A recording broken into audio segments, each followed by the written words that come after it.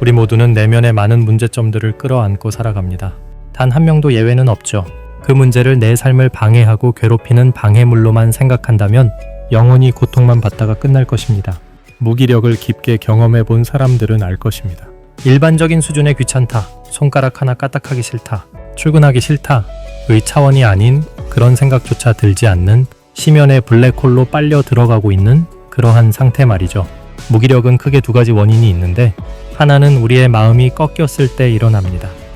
한 번, 두 번 넘어지면 일어나는데 10번, 20번 수없이 꺾이게 되면 마음이 죽어버리게 됩니다. 이는 죽은지도 모르게 죽은 상태를 말합니다. 한때 중요한 건 꺾이지 않는 마음이라는 멘트가 유행했었죠. 하지만 이 말은 이미 마음이 죽은 사람들에게는 큰 도움이 되지 않는 말입니다. 아직 살아있는 사람들끼리 주고받는 말입니다. 마음이 죽었다는 것은 자신에 대한 믿음이 사라지고 꿈도 희망도 사라졌다는 뜻이며 내 존재 가치가 전혀 느껴지지 않는 상태입니다. 두 번째는 누구보다 열심히 살았고 남 부럽지 않은 재산도 명예도 평판도 얻었지만 어느 순간 이 모든 것들이 무상하게 느껴질 때가 있습니다. 현실 세계, 즉 물질 세계가 무상하다고 느끼는 것인데요. 이 느낌이 되게 극적으로 찾아오는 이유는 웬만한 명분으로는 사회적 시스템에 익숙해진 나로부터 벗어나기가 쉽지 않기에 나의 실체인 영혼이 선택한 어떤 의미에서는 극단적인 조치라고 할 수 있습니다.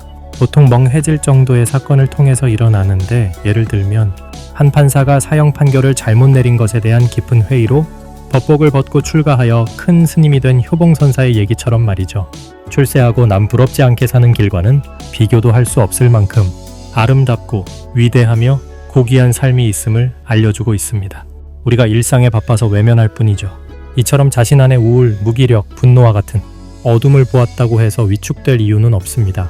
바로 식물은 어두운 땅 속으로 힘껏 뿌리를 내린 만큼 그에 비례하여 가지와 열매를 힘차게 뻗고 맺을 수 있듯이 인간의 영혼도 성장하기 위해서는 반드시 내면의 어둠이란 걸음을 활용, 성찰하여 자신이 누구이며 어떤 존재가 되고자 하는지 알아가는 과정에서 내면이 성장하며 인성과 신성이란 꽃을 피우기 때문입니다. 왜 나만 이렇게 힘들어? 라며 하늘을 원망하지만 사실 주변 누구나가 자신만의 내적 전쟁을 치르고 있지요. 그 힘듦은 힘이 들어오는 내면의 성장통이니까요. 문제는 그 어둠을 나쁘다고 판단해서 회피하고 밀어내며 억누르는 것이야말로 온갖 부작용을 일으키는 주요 원인이 됩니다.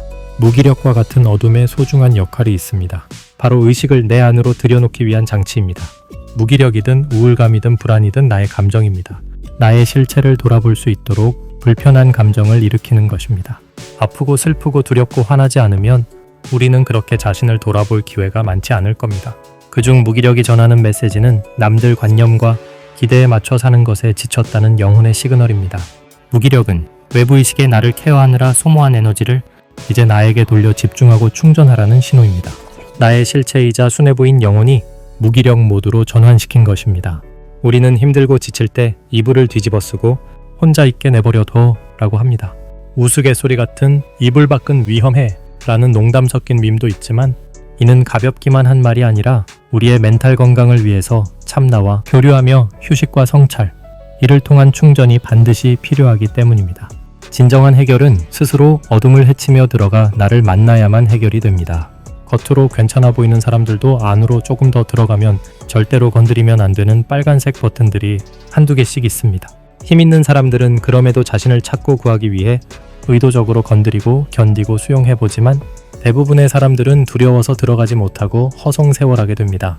너무 아프고 무섭기까지 하기 때문입니다.